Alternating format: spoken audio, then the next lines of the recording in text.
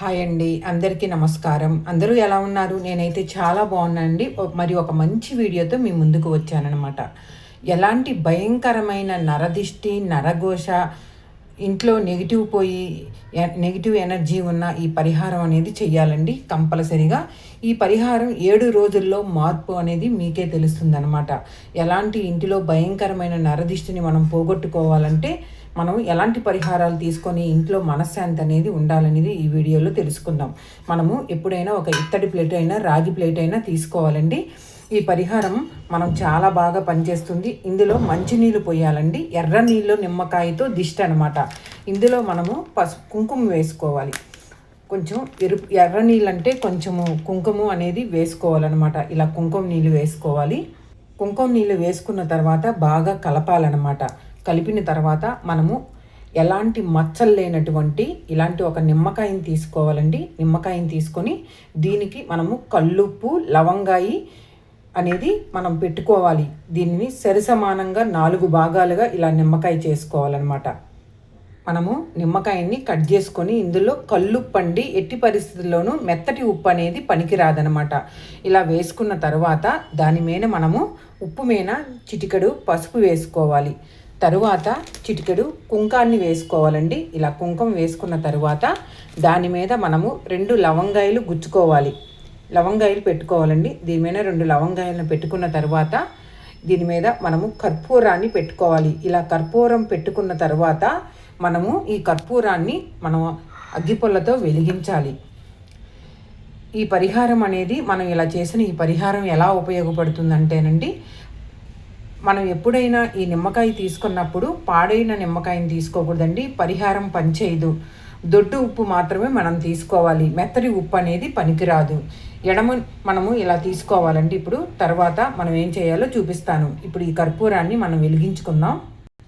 ఇలా ఈ పరిహారం అనేది మనము చేయాలండి. తర్వాత ఈ పరిహారం అనేది మనం కంపల్సరిగా ఎరుపు రంగు నీళ్ళు అంటే నీళ్లు కలిపిన కుంకుమ నీళ్ళు, తర్వాత నిమ్మకాయ, తర్వాత ఆ నిమ్మకాయని మచ్చలు లేకుండా కట్ చేసి కల్లుప్పు వేసి దాని మీద పసుపు కుంకుమ వేసి లవంగాయలు 2 కర్పూరం బిళ్ళలు వేసి ఈ విధంగా ఇల్లంతా తిప్పి తర్వాత సింహద్వారం దగ్గర ఎడమ నుండి కుడికి, కుడి నుండి ఎడమకి 3 సార్లు తిప్పి తర్వాత తీసుకెళ్ళి ఎవరి తొక్కని ప్లేస్లో మనం పడవేయాలన్నమాట.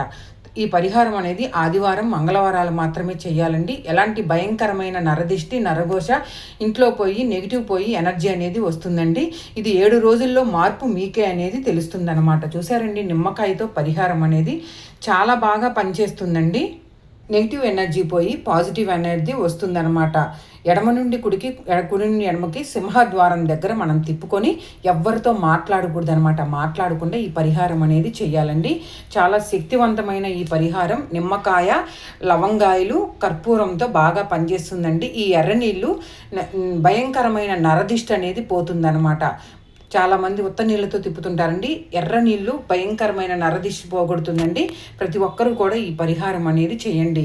ఆది మంగళవారాల్లో మనము సాయంత్రం పూట ఎవరూ చూడకుండా మనము సింహద్వారం దగ్గర తీసుకెళ్ళి మనం ఈ పరిహారం అనేది చేయాలండి. ముందు ఇల్లు మొత్తం మనం ఈ ప్లేట్ పట్టుకొని ఈ నిమ్మకాయని ఇల్లంతా తిప్పాలండి. తిప్పిన తర్వాత సింహద్వారం దగ్గరికి వెళ్ళి తిప్పి అటు నుంచి అటే బయట పడవేయాలన్నమాట. ఈ పరిహారం చాలా బాగా పనిచేస్తుందండి. ఇంతే కాదండి, మనం ఎప్పుడు మెత్తటి ఉప్పు తీసుకోకూడదు. ఇలాంటి దొడ్డుప్పు మాత్రమే తీసుకోవాలి. మచ్చలని నిమ్మకాయ మాత్రం తీసుకోకూడదు.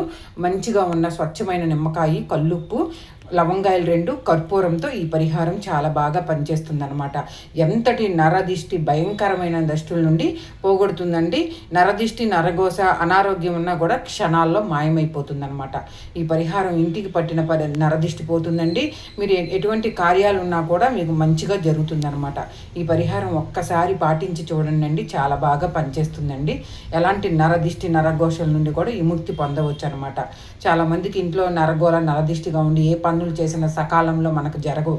అలాంటి వాళ్ళకి ఈ నిమ్మకాయ, కర్పూరము, లవంగాయి, ఈ ఎర్ర నీళ్ళు చాలా బాగా పనిచేస్తుందండి. ఎప్పుడు కూడా సింహద్వారం దగ్గర మనం ఇలా పట్టుకొని ఎడమ నుండి కుడికి, కుడి నుండి ఎడమకి అట్ట 3 సార్లు ఇలా తిప్పాలి. తిప్పిన తర్వాత అటు నుంచి అటే తీసుకెళ్ళి కాలువలో పారబోయాలన్నమాట.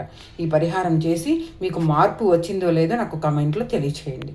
మరి ఒక మంచి వీడియోతో మీ ముందుంటాను. ధన్యవాదాలు. ప్రతి ఒక్కరూ కూడా ఈ పరిహారం పాటించండి. కామెంట్లో తెలియచేయండి.